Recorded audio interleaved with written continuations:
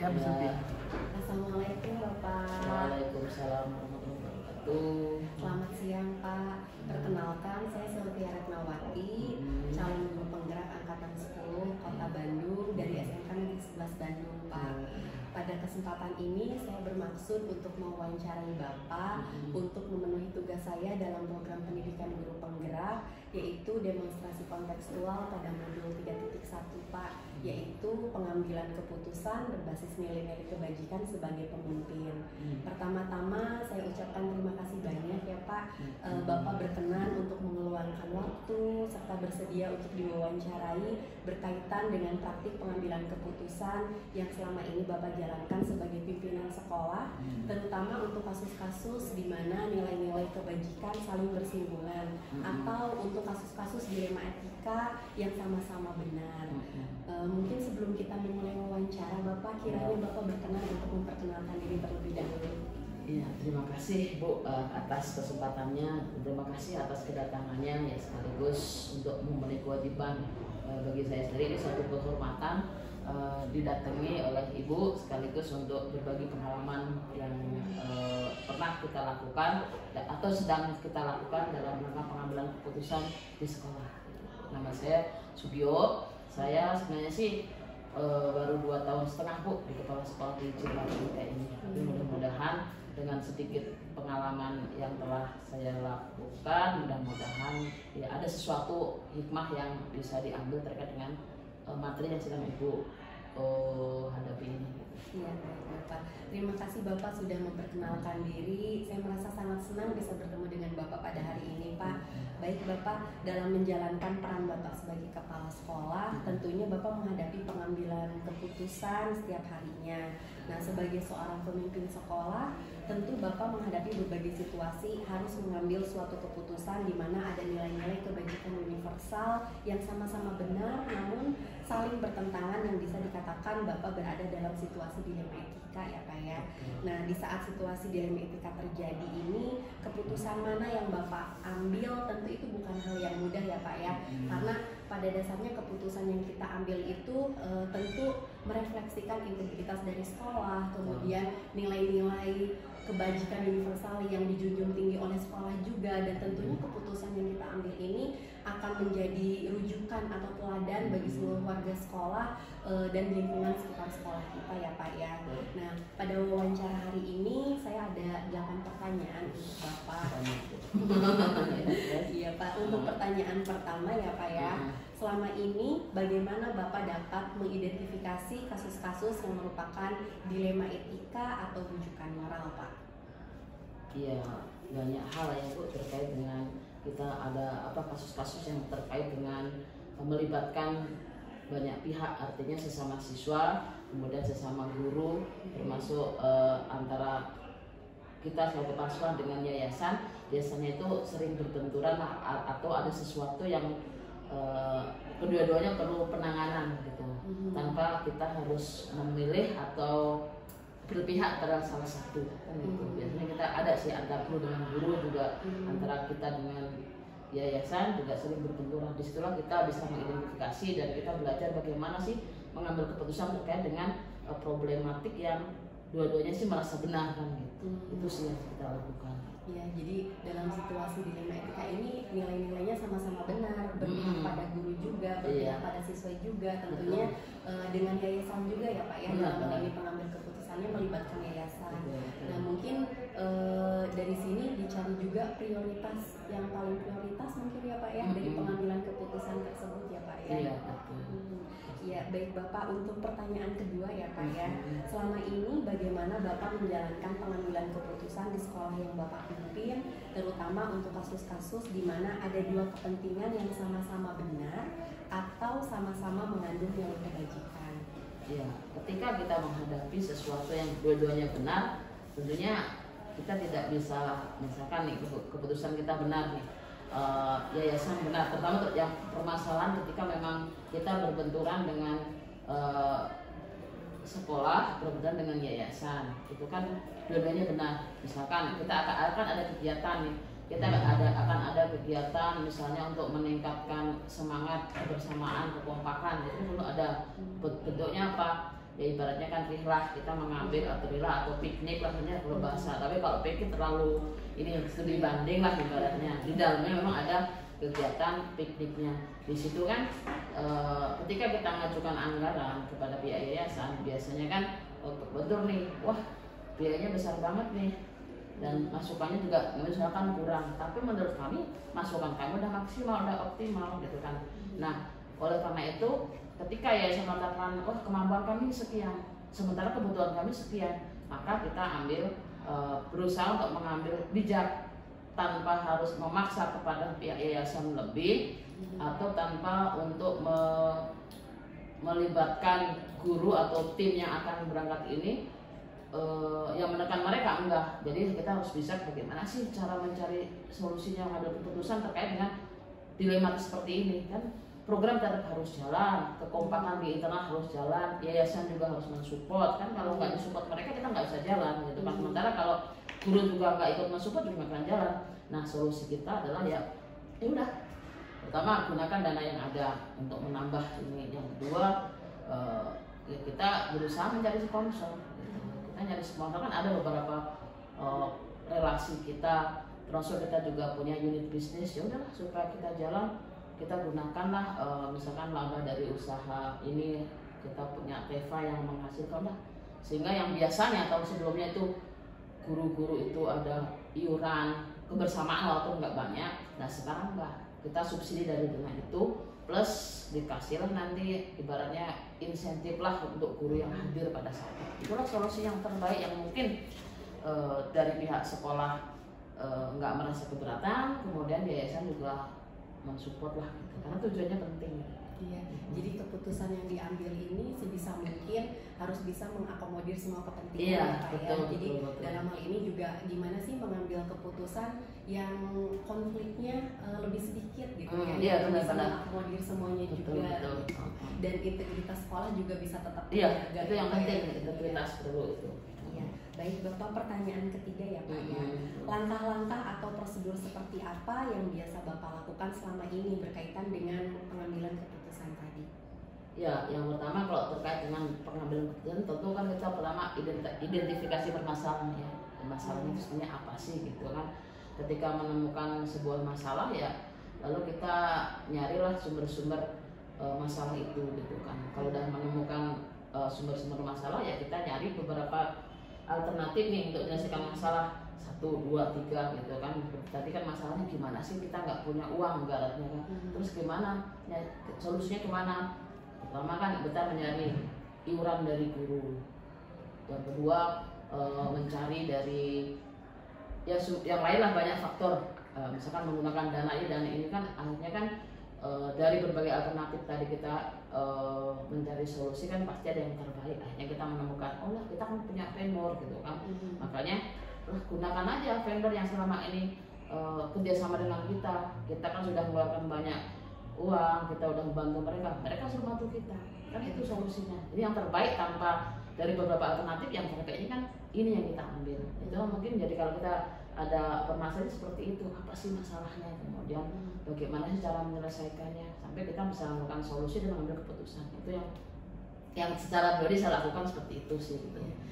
Jadi dari awal digali dulu informasinya ya Pak ya, terkait dengan permasalahan yang sedang dihadapi. Lalu kemudian dicari beberapa alternatif penyelesaian permasalahan tersebut. Mungkin mana yang lebih banyak keberpihakannya untuk sekolah kita. Mungkin begitu ya Pak ya, yang lebih banyak manfaatnya. Iya. Baik Bapak, ke pertanyaan keempat ya Pak ya. Hal-hal apa saja yang selama ini Bapak anggap efektif dalam pengambilan keputusan pada kasus-kasus dilema etika? Ya, yang paling efektif ya kita bisa mengambil keputusan berdasarkan kebijakan. Jadi kita lebih ke bagaimana setiap keputusan yang kita ambil itu tidak memberatkan kan. Setiap keputusan tidak pernah tidak pernah memuaskan satu pihak. Tapi kita berusaha keputusan yang kita ambil adalah keputusan terbaik yang seyogianya bisa diterima oleh mayoritas gitu. Itu yang kita tekankan seperti itu. Jadi tidak hanya menguntungkan seberapa pihak. Walaupun sekali lagi keputusan tidak pernah ada yang terbaik, tapi bukan apa paling benar, tapi ada yang terbaik lah. Terbaik itu dalam arti apa? Dari beberapa kelompok misalkan ada yang 70% setuju, 30% kan 70% itu yang bersama gitu, yang lain kan ikut-ikut. Itu sih yang mungkin saya lakukan seperti itu sih. Jadi pada dasarnya dalam pengambilan keputusan itu sebenarnya pasti akan ada pihak yang dikecewakan, Betul, ya Pak ya, betul. karena tidak bisa mengakomodir semuanya juga. Cuman di sini sebisa mungkin bagaimana keputusan yang diambil itu yang memberikan manfaat pada lebih banyak Biar lebih banyak orang gitu ya. Pak, gitu. Betul. Dan juga pada prinsipnya berbasis pada kebijakan tadi, Betul, mungkin betul. pada aturan yang berlaku juga ya Pak ya. Betul. Oke. Pertanyaan kelima ya Pak ya. Hal-hal apa saja yang selama ini merupakan tantangan dalam pengambilan keputusan pada kasus-kasus dilema etika?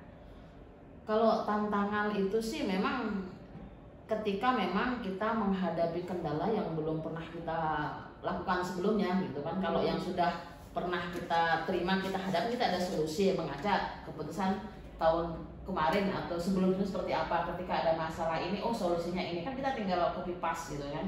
Tapi ketika ada sesuatu masalah yang di luar kendala, di luar kendali kita, terus kemudian belum pernah ada cara penyelesaian, itu tantangan kita. Bagaimana sih menyelesaikan itu gitu kan? Ya banyak hal sebenarnya sih kalau kita ungkap bagaimana sih situasional mengambil keputusan terkait dengan adanya kebijakan aturan yang selama ini belum pernah kita hadapi. Itu tantangan. Ya mau nggak mau harus kita ambil keputusan gitu.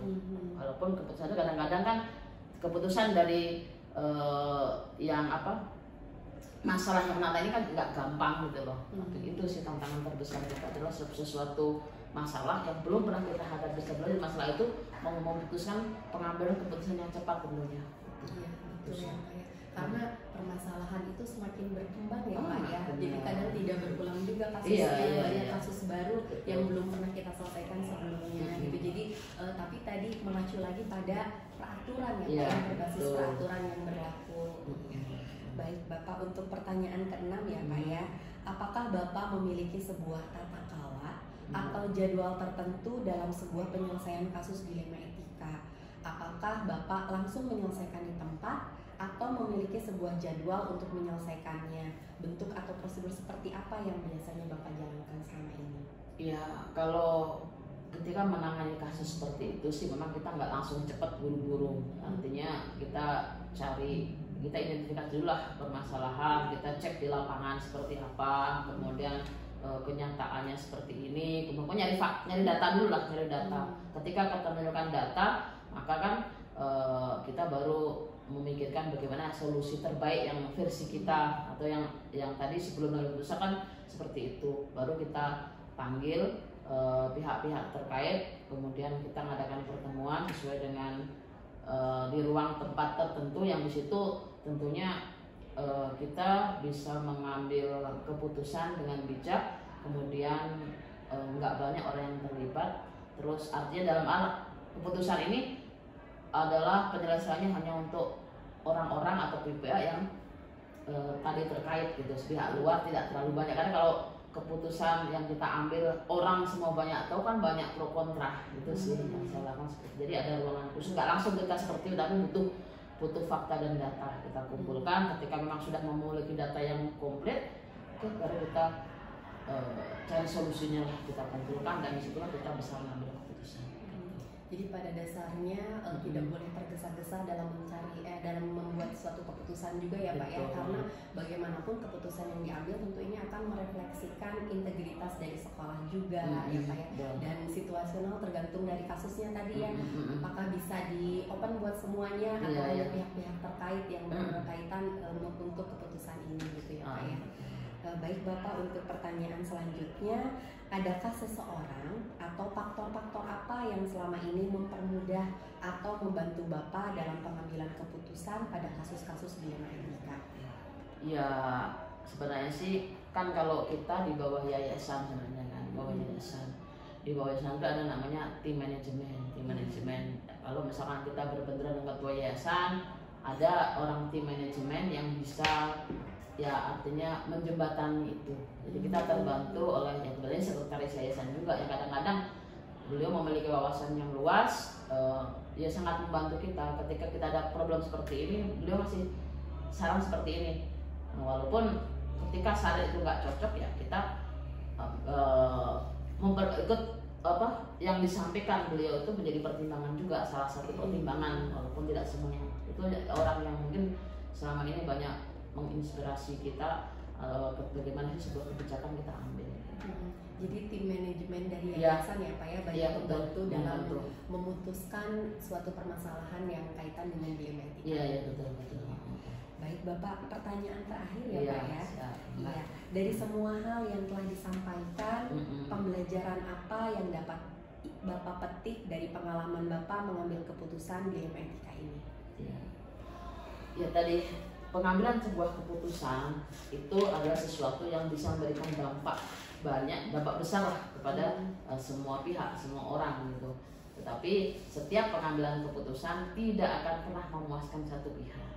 Jadi selaku pimpinan tentunya ya kita harus bisa mengambil sikap terhadap keputusan yang telah diambil gitu. Karena saya percaya setiap keputusan yang kita ambil itu pasti nggak semuanya setuju.